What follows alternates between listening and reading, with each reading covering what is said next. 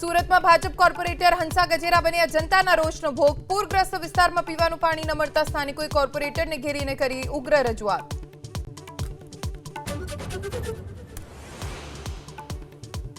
પાલનપુરમાં પ્રસૂતિ બાદ મહિલાના મોત પછી પરિવારનો હોબાળો। જુડવા બાળકોના મોત થયાનો પણ આરોપ। તબીબો પર બેદરકારીનો આરોપ।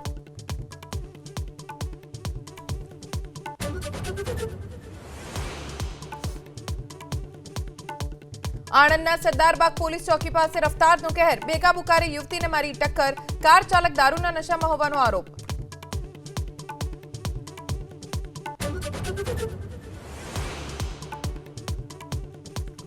સુરેન્દ્રનગરની વઢવાણ જીઆઈડીસીમાં વગર વરસાદે જળબંબાકાર। પીવાના પાણીની લાઇનમાં લીકેજના કારણે લાખો લીટર પાણીનો વેડફાટ।